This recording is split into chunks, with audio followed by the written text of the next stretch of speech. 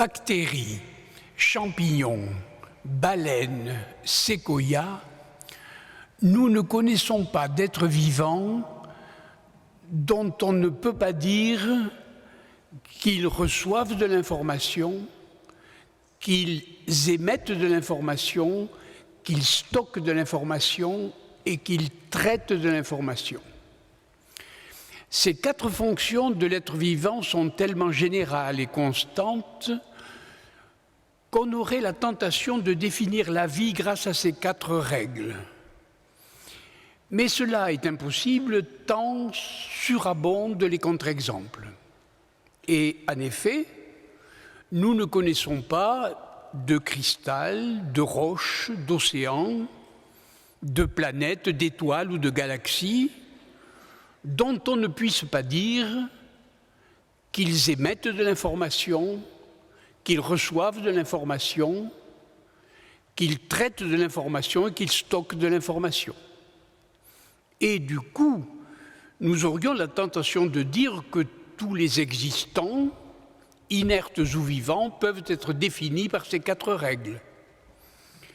Eh bien, c'est impossible, parce que lorsqu'on se retourne vers l'humain, qu'il s'agisse d'un individu ou de collectivités comme une ferme, un village, une métropole ou une nation, nous ne connaissons pas d'individus ou de collectifs humains dont on ne puisse pas dire qu'ils reçoivent de l'information, qu'ils émettent de l'information, qu'ils traitent de l'information et qu'ils stockent de l'information. Une petite définition. Je ne prends pas ici le terme information au sens usuel du terme, tel que vous le considérez lorsque vous entendez les médias, télévision, radio, journal, etc. Pas du tout. Ce n'est pas dans ce sens que je prends le terme lorsque je dis émettre de l'information, recevoir de l'information et ainsi de suite. Pourquoi? Parce que le terme information au sens usuel veut dire des choses probables et reconnaissables. Vous le savez sans doute, le terme mort et le terme cadavre sont les termes les plus utilisés dans ces informations-là. Non, je prends le terme information au sens qui a été donné par la théorie de l'information dès les années 49 par des physiciens comme Léon Brillouin ou Shannon par exemple, qui au contraire de la signification usuelle de l'information considèrent l'information comme de la négantropie, c'est-à-dire proportionnelle à la rareté. Une chose très improbable et chargée d'autant plus d'informations qu'elle est improbable. Et c'est bien dans ce sens-là que j'ai utilisé le terme information dans les 4 règles que je viens de citer, aussi bien pour un être vivant, pour un objet inerte ou pour des individus et des collectifs humains. Et maintenant, qu'est-ce qu'un ordinateur? Eh bien, un ordinateur, c'est simplement une machine qui a 4 caractéristiques, qui émet de l'information, qui reçoit de l'information, qui stocke de l'information et qui traite de l'information. Et par conséquent, cette machine est intéressante et relativement innovante en ce sens-là qu'elle est universelle, c'est-à-dire qu'elle mime à loisir l'ensemble des objets et des sujets que je viens d'énoncer en commençant ma conférence. Voilà donc une définition assez facile à comprendre de la machine en question. J'ai envie de raconter, pour commencer, une anecdote significative qui vous fera voir, chers amis, l'importance de l'interdisciplinarité dont vous avez parlé lorsque une innovation va paraître. La scène se passe à l'école normale supérieure dans les années 50. C'est les années où votre serviteur était là, présent. Je n'étais pas présent à la scène, mais j'étais voisin. Et la scène se passe au restaurant de l'école normale, qu'on appelait le Pot. Et vous le savez, cette école normale a la caractéristique de mélanger les scientifiques et les littéraires. Et à chaque table du restaurant, le mélange avait lieu. Et dans la table dont je parle, il y avait 6 à 7 scientifiques et un seul littéraire. Les mélanges peuvent être ainsi, par hasard. Et les scientifiques venaient de recevoir dans leur laboratoire les nouvelles machines qu'à l'époque on appelait computers. Alors, ils détaillaient les performances de ces machines, les résultats qu'on pouvait obtenir en les utilisant. Et ils en parlaient avec beaucoup d'enthousiasme, et tout d'un coup, l'un d'eux dit « Mais comment allons-nous, en langue française, appeler ces machines ?» Et les autres disent « On ne peut pas les appeler des compteurs », qui est la traduction exacte de computer, puisque ce mot est déjà pris pour le compteur à gaz et le compteur d'électricité. Et ils s'avisent que le littéraire est là, et ils disent « Et toi, littéraire, tu pourrais nous aider à trouver ce mot-là » Oh, le littéraire dit « Je ne comprends rien à ce que vous dites, je suis spécialiste du latin tardif tel qu'il s'utilisait dans la théologie médiévale du XIIe siècle. » Mais je suis plein de bonne volonté, ajoute-t-il, mais expliquez-moi précisément ce que fait cette machine. Et les autres, avec beaucoup d'assurance et de volubilité, de l'expliquer à ce pauvre ignorant les magnifiques performances extraordinaires de ces machines. Et à ce moment-là, l'œil du médiéviste s'illumine de façon extraordinaire et dit mais je connais ça très très bien, c'est le Deus ordinator de la théologie médiévale. Le mot était trouvé. Et en effet, ordinateur vient de cet épisode, de cette anecdote significative qui montre à quel point l'innovation peut arriver lorsqu'on mélange des genres, et lorsqu'on ne les mélange pas, on est certain que l'innovation ne viendra pas. Et cette innovation est intéressante au moins du point de vue de la nomination, puisque cette machine est beaucoup plus un ordinateur qu'un compteur. C'est un compteur évidemment pour ce qui concerne les programmes, mais c'est un ordinateur du point de vue de ses performances générales. Mais lorsque je dis qu'un ordinateur émet, reçoit, traite et stocke de l'information, je n'ai encore dit que ses performances. La question est de savoir comment est-il bâti, comment est-il construit. Et la réponse à cette question est très simple. Et il est bâti grâce à la réunion de 2 éléments fort différents, dont le premier est fait de métal, que nos amis anglo-saxophones appellent hardware, et des métaux usuels, mais aussi des métaux rares, comme le silicium, par exemple, et d'autre part, matériel donc, et d'autre part un élément qu'on pourrait appeler logiciel, que nos amis appellent software, le dur et le doux. Et ces éléments logiciels, c'est les programmes qui sont inscrits précisément sur les matériaux en question. Et donc, qu'est-ce qu'un ordinateur? C'est simplement le couple support-message. Support matériel, message, ensemble de logiciels. Est-ce que, en tant que machine universelle, est-ce que cette machine est nouvelle? La réponse est oui. Non, la réponse est non. Elle est nouvelle en ce qu'elle est universelle, c'est la première définition que j'ai donnée, mais au point de vue de la deuxième définition, c'est-à-dire couple support-message, est-ce qu'elle est vraiment nouvelle? Et la réponse c'est oui et non. Et en tant que c'est une machine innovante, et c'est la question qu'on m'a posée pour faire la conférence aujourd'hui, je dois traiter au moins cette innovation de 3 manières. Qu'est-ce que cette machine change du point de vue du temps, change du point de vue de l'espace, change du point de vue cognitif, humain, personnel, cognitif. Premièrement, du point de vue du temps, j'ai posé la question, est-ce que c'est une machine nouvelle? Et j'ai dit oui et non. Je vais essayer d'expliquer pourquoi j'hésite. Parce que Lorsque on considère ce couple support-message, on s'aperçoit très vite que l'ordinateur est un avatar de ce couple support-message, mais que, auparavant, ce couple support-message existait depuis très longtemps, depuis que l'homme est un homme. En effet, si on prend des milliers d'années de recul, on s'aperçoit qu'il fut un temps qu'on pourrait appeler l'âge oral ou l'époque orale, où la communication entre les hommes se faisait au moyen du langage et spécialement du langage oral. Alors à cette époque, le support matériel, c'était le corps de l'orateur, disons le mien aujourd'hui, et le message est donné par la voix, c'est-à-dire les ondes sonores qui traversent l'atmosphère et qui parviennent à vos oreilles.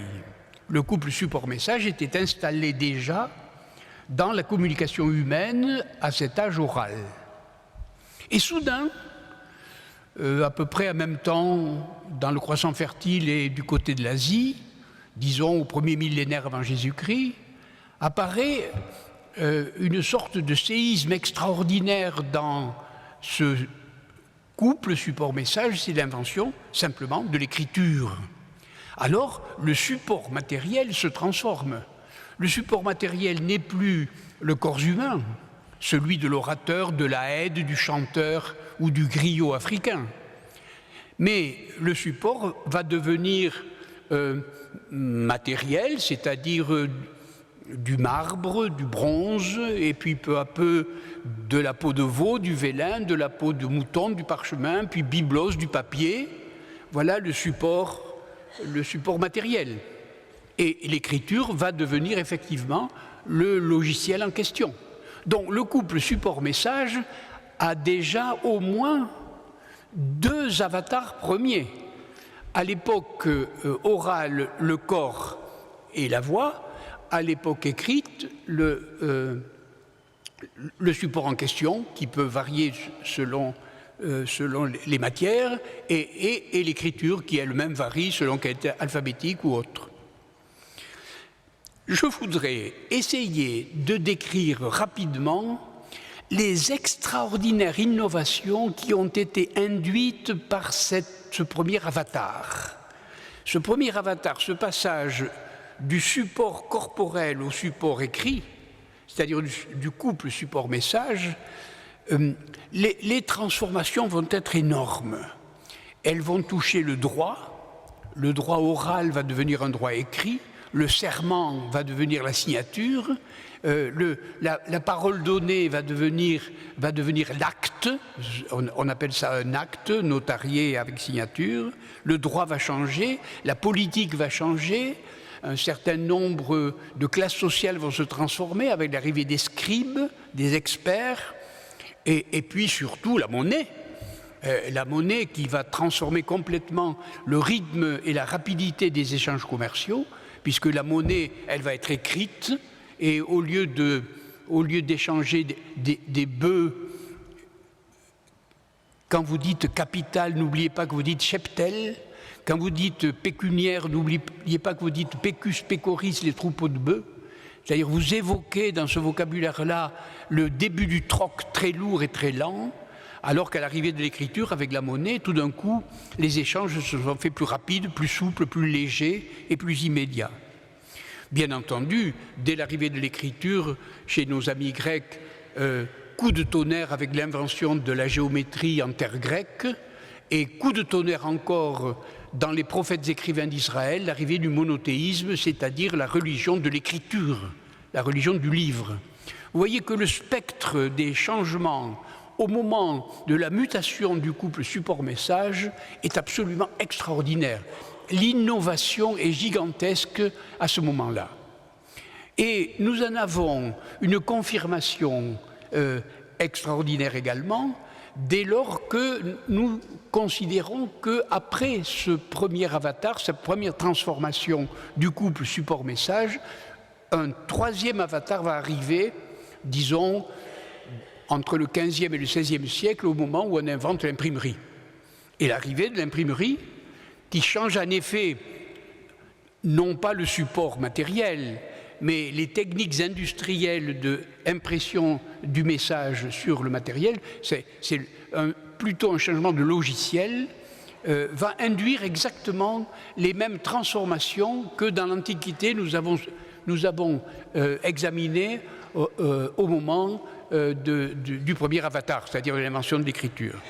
Et alors, nous allons avoir, du point de vue commercial, l'arrivée des premiers traités de comptabilité à Venise, l'arrivée des premières institutions bancaires, l'arrivée sans doute d'un début d'idées démocratiques beaucoup plus avancée que celle des Grecs, la réforme au point de vue religieux, tout homme et pape une Bible à la main, et puis surtout l'invention évidemment de la science expérimentale qui est la seconde grande révolution concernant les sciences. Vous voyez donc que le spectre des changements est à peu près parallèle ou analogue au spectre des changements de la première transformation du couple support-message.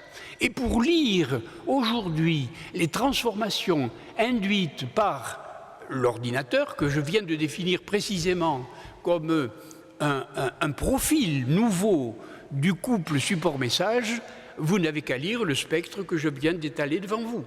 Les transformations vont toucher le droit, vont toucher la politique, vont toucher le commerce, vont toucher la religion, vont toucher la science, vont toucher la pédagogie.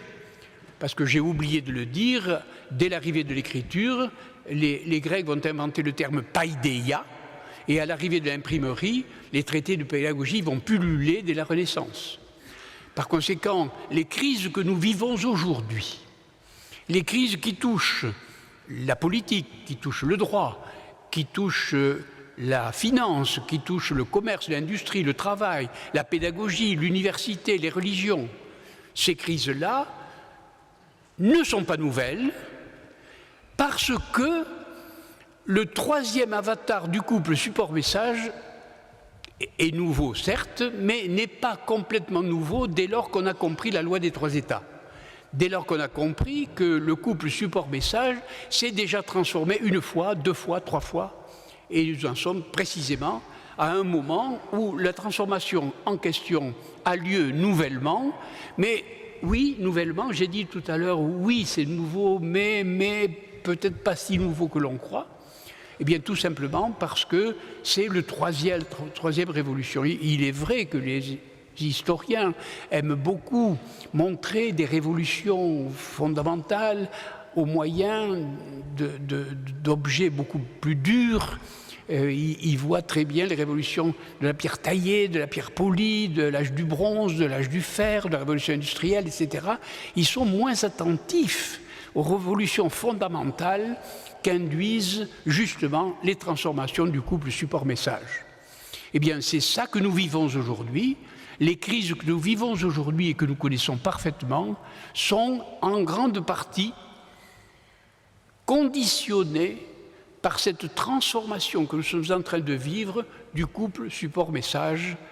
Voilà ce que je voulais dire du point de vue du temps. J'avais promis de parler deuxièmement de l'espace. Et pour parler de l'espace, je voudrais inviter ici, sur cette estrade, mon héroïne préférée, celle que j'ai d'une certaine manière invitée à ma table, que j'appelle Petite Poucette.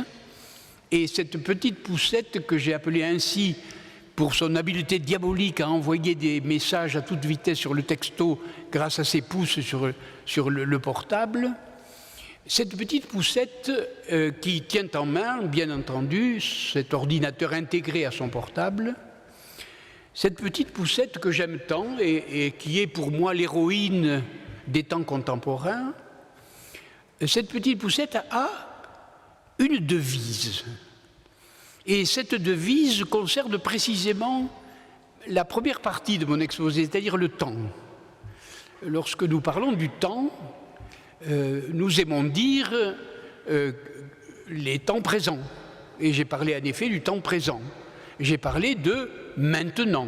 Maintenant, c'est la troisième transformation du couple support-message. Non, non, non, non, dit Petite Poucette. Maintenant ne veut pas dire ça. Maintenant veut dire tenant en main. Maintenant, tenant en main. Et voilà Petite Poucette avec son portable à la main, et elle déclare comme devise fondamentale « Maintenant, tenant en main le monde ». Maintenant, tenant en main le monde. Et en effet, elle a raison de dire « maintenant, tenant en main le monde », car il suffit d'une manipulation avec le GPS pour qu'elle ait à sa disposition tous les lieux du monde, y compris ceux où elle n'est jamais allée et qu'elle ne connaît pas. Elle tient en main tous les lieux du monde avec Google Earth, par exemple. Elle tient en main, d'autre part, la totalité de l'information sur quelques sujets dont elle ait besoin, avec Wikipédia et autres moteurs de recherche. Et enfin, elle tient en main... attendez, là-dessus, j'ai besoin d'une petite compétence. Vous le savez sans doute, les mathématiciens ont proposé, surtout les statisticiens, ont proposé depuis quelque temps le problème suivant: en combien de coups de téléphone pouvons-nous, en combien de coups de téléphone n'importe qui, un passant aujourd'hui, passant rue des Écoles aujourd'hui, est pris au hasard, en combien de coups de téléphone ce quidam peut appeler un quidam qui passerait par exemple sur la place centrale de Sydney ou de Nouvelle-Zélande ou du Labrador, n'importe où ailleurs dans le monde. Et le résultat s'est pas fait attendre, on a bien étudié ce problème, et il y a quelques années, le résultat de ce théorème-là, de ce calcul-là, c'était 7,60. En 7 coups de téléphone, n'importe qui pouvait appeler n'importe qui, et grâce aujourd'hui aux grands connecteurs que sont les réseaux sociaux, le nombre de ces appels est tombé à 4,35. En 4 appels, Petite Poucette peut appeler n'importe qui. Et les mathématiciens aiment appeler cela théorème du petit monde. Théorème du petit monde. Maintenant, tenant en main le monde, tous les lieux, tous les gens, toutes les informations. Question. Qui, dans le passé, pouvait dire « maintenant, tenant en main le monde » ? Oh, peut-être un empereur romain type Auguste, puisque Corneille lui fait dire dans Cinna « je suis maître de moi comme de l'univers ». Oui, peut-être. Peut-être le roi Soleil, peut-être un richissime milliardaire, peut-être. En tout cas, des personnes rares. En tout cas, dans l'histoire, seules des personnes rares auraient pu dire « maintenant, tenant en main le monde ». Bien, il se trouve qu'aujourd'hui, 3,750 milliards de petites poussettes peuvent dire maintenant, tenant en main le monde. Est-ce que je n'ai pas là en main quelque chose comme une innovation utopique concernant la démocratie? Utopie, certes, mais combien de nouveautés historiques sont nées d'une utopie? Combien de révolutions ont été annoncées par des utopies de ce genre? Voilà l'utopie de Petite Poucette maintenant, tenant en main le monde. Et Petite Poucette, je vais lui poser maintenant une seconde question. Après avoir entendu sa devise, je vais lui demander « Mais Petite Poucette, donne-moi ton adresse ». Mais Petite Poucette a probablement des grands-parents, et les grands-parents vont répondre nous habitons en famille au 47 rue des Écoles, Paris 5e, 75, etc. Je vous demande avec moi de considérer cette phrase-là, ce code, 47 rue des Écoles, 75 005, Paris. Hein, et c'est un ensemble de chiffres et de lettres qui se réfèrent à un espace donné, c'est-à-dire à un découpage de la France métropolitaine, découpage ensuite en arrondissement, puis découpage en rues, et ensuite, avec le 47, la mesure de la distance entre le début de la rue et là où habite Petite Poucette, ou ses grands-parents. Et donc cette adresse-là, qui est l'adresse classique, se réfère à un espace que nous connaissons parfaitement, que les mathématiciens appelleraient volontiers un espace euclidien ou cartésien, qui est référé à des ordonnées ou à des abscisses, mais qui est essentiellement un espace métrique, un espace de distance, un espace où la distance est mesurable. Et cette mesure est assurée par les chiffres et les lettres de l'adresse en question. Donc, autrefois, avant Petite Poucette, nous habitions un espace métrique, un espace défini par des distances et des mesures de distance. À cette adresse-là, nous ne recevons plus rien que de la publicité qu'on met à la poubelle tous les matins. Mais la vraie adresse maintenant, c'est ou le portable 06 20, etc., ou ce que nos amis québécois appellent délicieusement l'ADEL, l'adresse électronique, c'est-à-dire michel.serre@douanadou, c'est pas la bonne évidemment, qui est la nouvelle adresse. C'est-à-dire c'est là que nous recevons les messages essentiels, à la fois sur le portable et sur l'ADEL en question, qui est dans la main de Petite Poucette, n'est-ce pas? Mais de nouveau, reprenons le code en question et essayons de lire le code 06, etc., ou michel.serre, etc. Ce code-là se réfère aussi à un espace donné, lequel? Bien, il se trouve que je puis appeler n'importe qui à n'importe quel endroit, où que je sois. À n'importe qui, à n'importe quel endroit, où que je sois. Et par conséquent, mon adresse-là ne se réfère plus à l'espace qui était la référence de la première adresse. Et donc, j'habite un nouvel espace. Et comment se définit cet espace-là?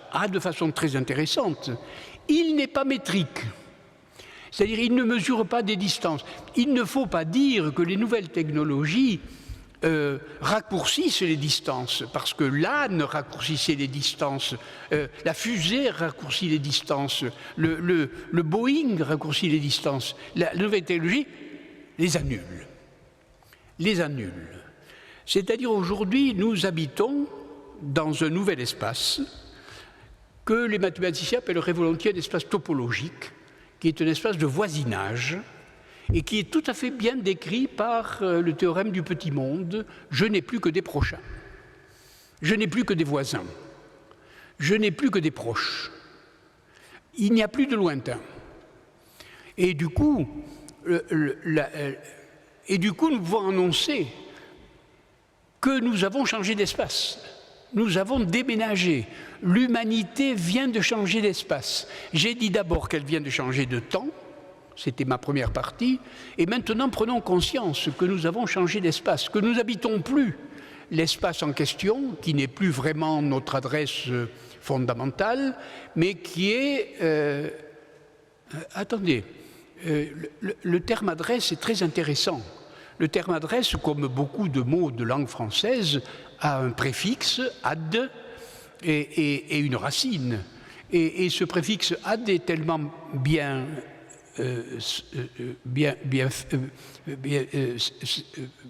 précis que nos amis anglais en mettent 2 D, address, ils mettent 2 D. Pourquoi? Parce que pour bien faire voir que le radical, c'est directus, le droit. C'est le droit.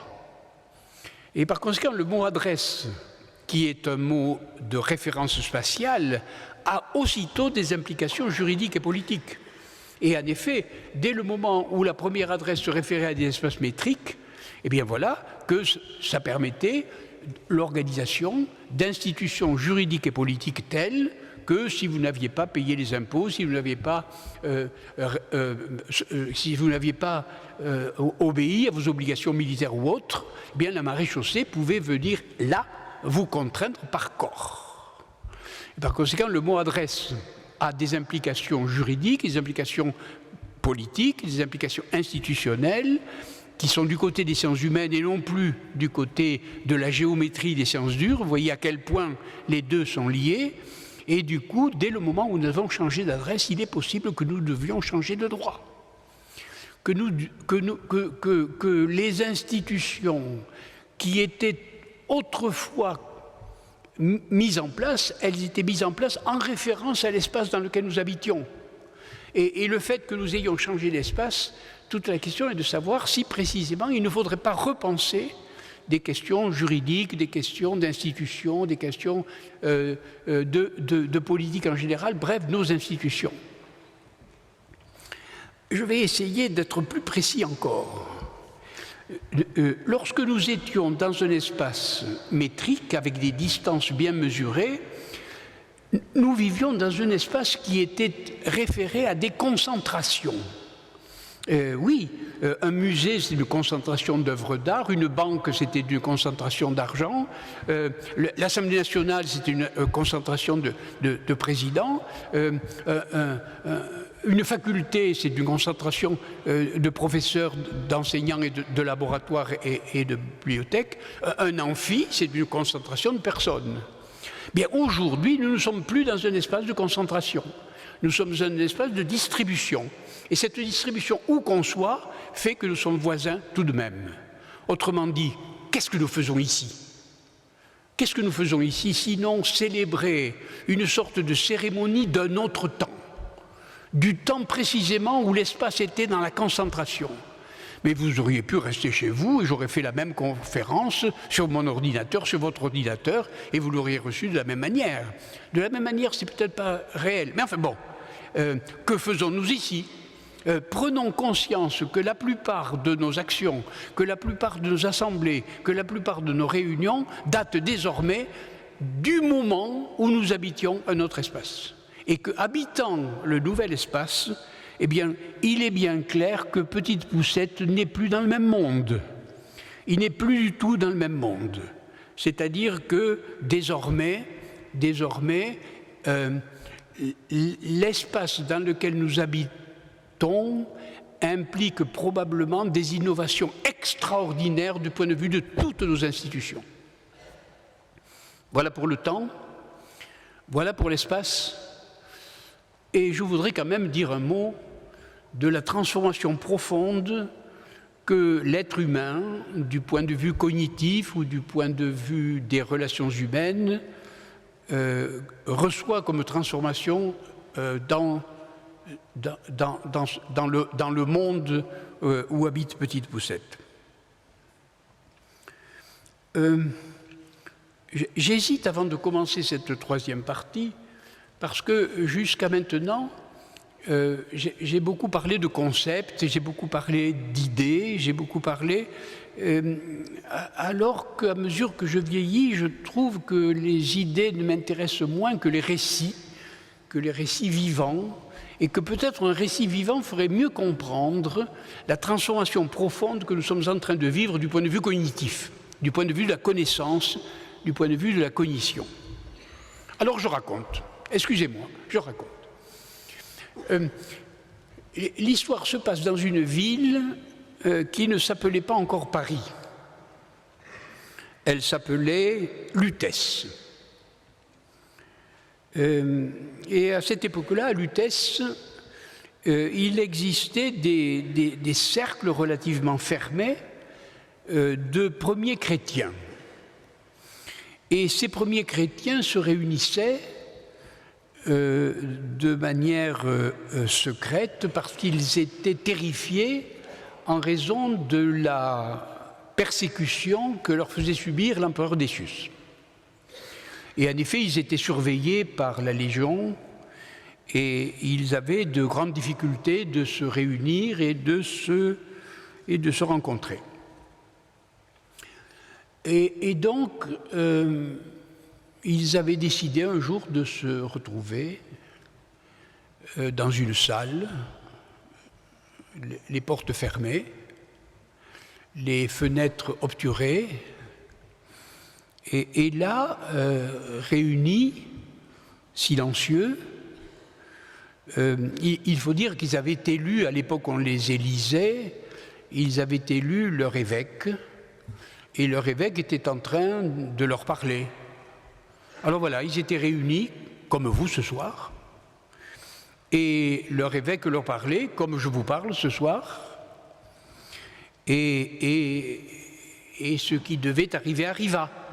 c'est-à-dire que la Légion, avertie par je ne sais quel espion de cette réunion, la Légion enfonce les portes, enfonce les fenêtres, envahit l'amphithéâtre, et voilà les légions qui envahissent, et le centurion de la Légion passe par l'allée centrale, monte sur l'estrade, tire son coupe-chou et décapite l'évêque Saint-Denis. Et voilà la tête de Saint-Denis qui, à la stupéfaction générale, roule par terre. Et, miracle, Denis se penche et ramasse sa tête. Lorsque ma grand-mère me racontait cette histoire, je disais, mais comment pouvait-il ramasser sa tête puisque les yeux étaient... Et elle me disait, mauvais esprit, mais c'est ça le miracle. Et c'était vrai, c'est ça le miracle. Et vous le savez, la géographie raconte que non seulement il a ramassé sa tête, mais qu'il l'a montée peu à peu jusqu'au sommet de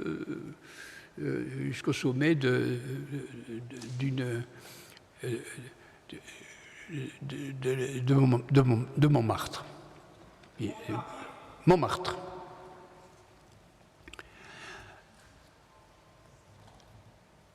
Lorsque le matin, vous vous mettez à table devant votre ordinateur, devant quoi êtes-vous? Et je l'ai défini en commençant de telle manière pour son fonctionnement, de telle manière pour sa construction. Je voudrais le redéfinir maintenant autrement, en vous mettant en scène vous-même à table, et vous êtes devant votre ordinateur. Que trouvez-vous dans cet ordinateur?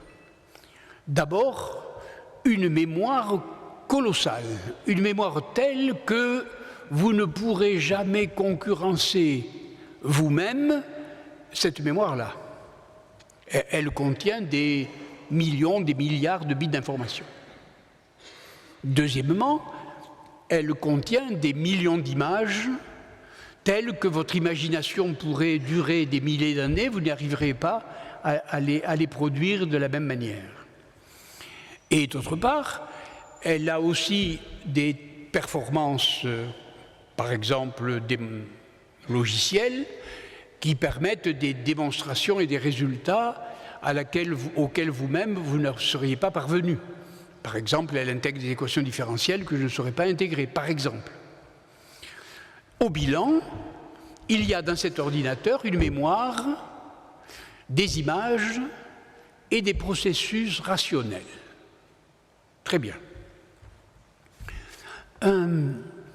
Lorsque j'étais jeune et que j'étais en classe de Mathelem où on faisait de la philosophie, il y avait un professeur de philosophie et des manuels de philosophie qui m'expliquaient qu'est-ce que la connaissance humaine. La connaissance humaine, elle était dans les manuels de philosophie divisée en 3 facultés. La faculté de mémoire, la faculté d'imagination et la faculté de raison. Et ces 3 facultés étaient décrites comme les 3 composantes de la cognition humaine. Eh bien voilà, ces 3 composantes de la cognition humaine, elles se trouvent aujourd'hui devant mon ordinateur que j'aimerais bien appeler Denis. Votre tête est sur la table. Votre tête est sur la table. C'est-à-dire la vieille cognition qui était décrite comme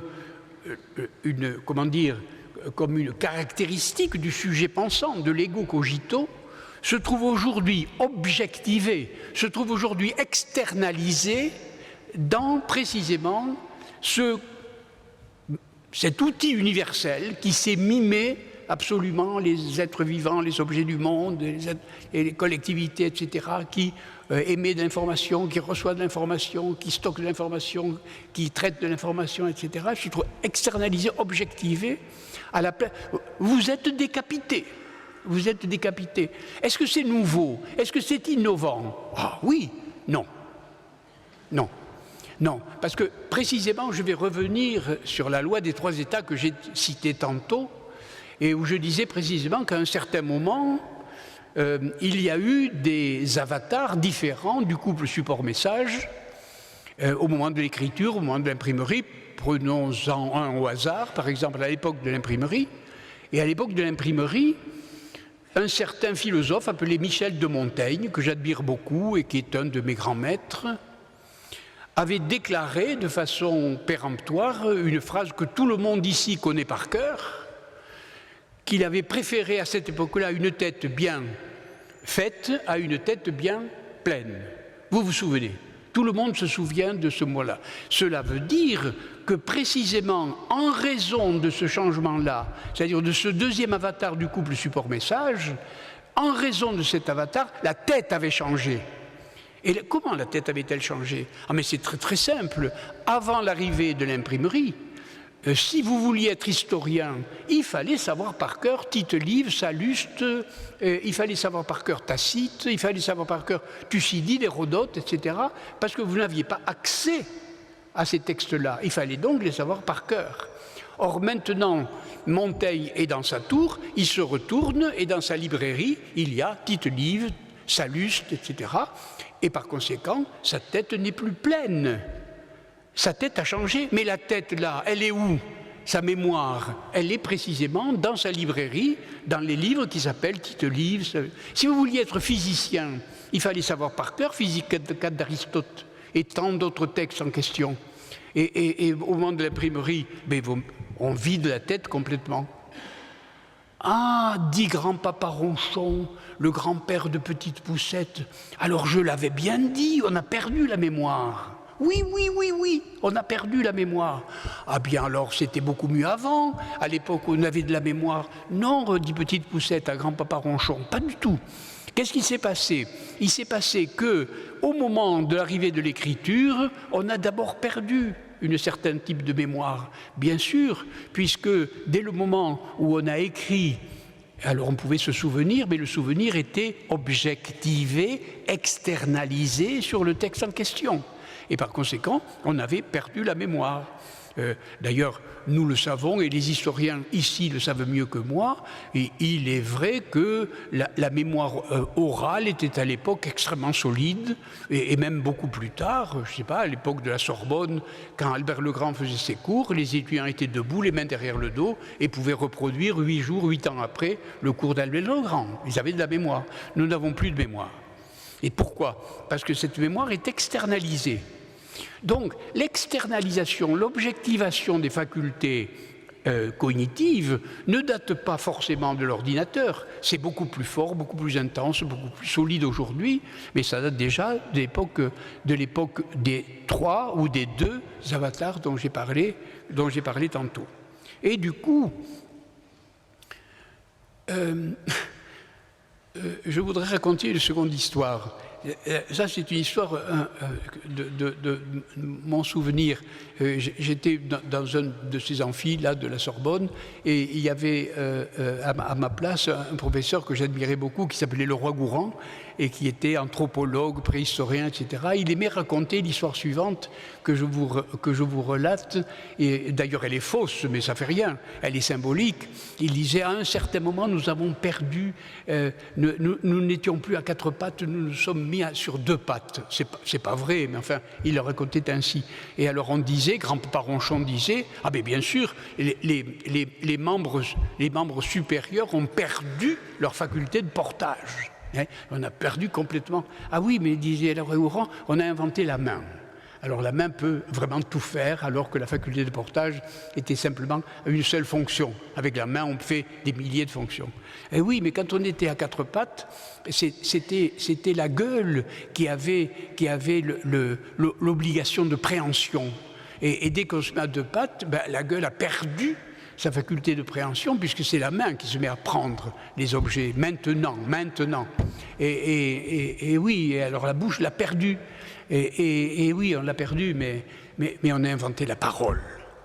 On a inventé la station debout, permettait d'inventer la main et la parole. Et il n'y avait pas de professeur qui exalte le mieux les fonctions conjointes de la main et de la parole. Alors il disait, évaluer la perte, oui, grand-papa Ronchon a raison de dire on a perdu ci, on a perdu là. Ah oui, mais par rapport à ce qu'on a gagné, c'est incomparable. Et du coup, je terminerai volontiers sur l'idée sur l'idée de l'innovation profonde de l'être humain, aussi bien dans la cognition, dans l'espace ou dans le temps, c'est justement sur le verbe perdre. On a perdu la mémoire, on a perdu l'appréhension, on a perdu...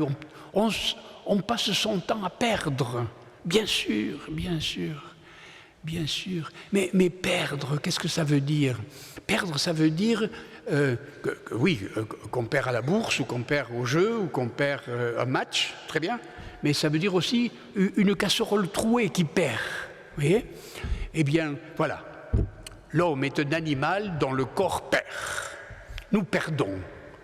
Comme une casserole qui est... Et par conséquent, nos fonctions sont tout le temps en train d'être externalisées. Nous les perdons.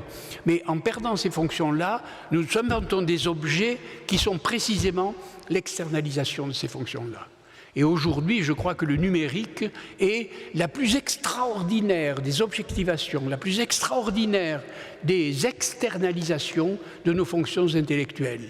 Et l'innovation fondamentale de notre temps et le fait que Petite Poucette est l'héroïne de notre temps, c'est précisément cette externalisation-là, et c'est celle aujourd'hui que j'ai chantée dans ma conférence. Merci beaucoup.